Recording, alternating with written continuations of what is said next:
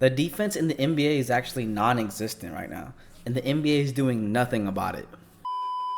Okay, now before we start, let's talk about what led up to this conclusion.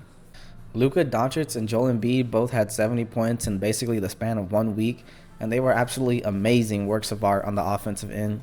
Starting off with Luka Doncic hitting step back threes and Euroing all over the place, just laughing in their face.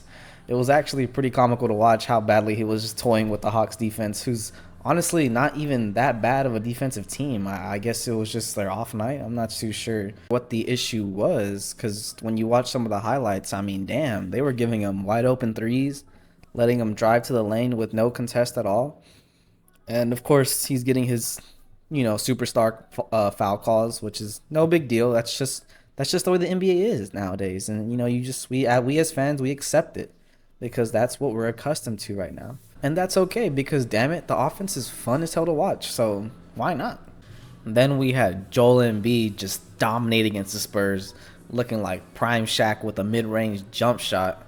I mean, they literally had no answer against that man. They would look like Joel Embiid playing around just with a JV squad.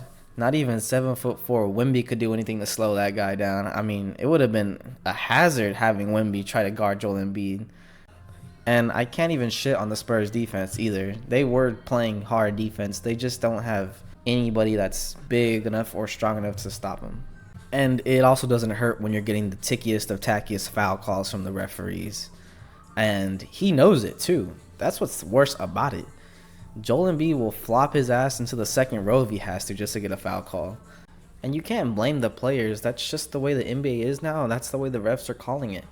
So if there's a way to take it, expose it, then why not? If you can get more points easily, then why not do it? So basically, it's screw the defense, and the offense is amazing because we all love the offense. Everyone loves offense. And that's how I was feeling. Nothing more, nothing less. Life's great. I was going to go get some Chipotle, double meat, guac, throw some corn.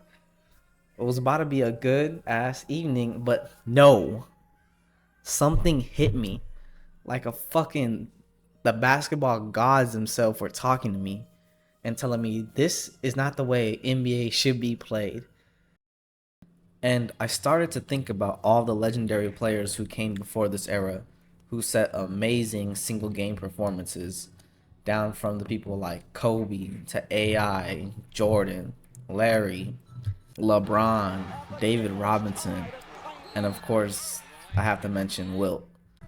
But I don't really know how to feel about Wilt because I've seen some of those black and white highlights and I really just don't like the way they were dribbling the ball.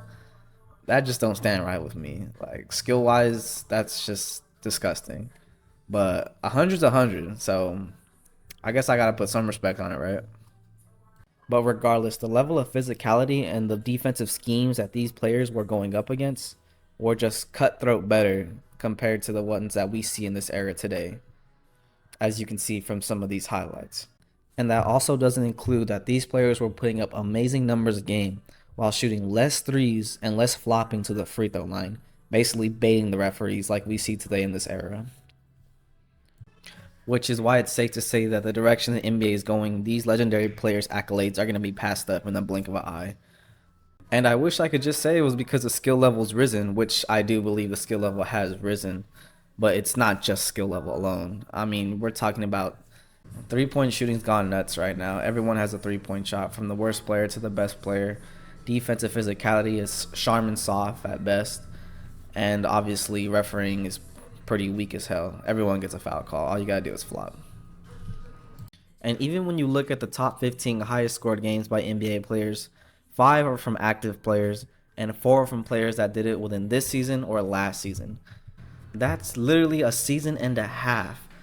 4 players have entered the top 15 highest scored games in a season and a half. Yeah, Wilt Chamberlain, get ready to start moving because your 100 points is going to be passed up pretty soon. Now, it's bound to happen no matter what, so I really can't complain. I just wish it would happen a little bit more like this.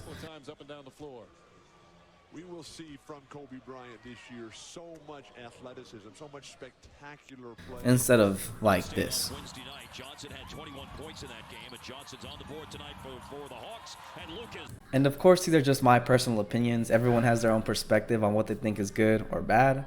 But let me know what you guys think about the current state of the NBA. Do y'all think it's going in the right direction, or maybe it should take a different turn?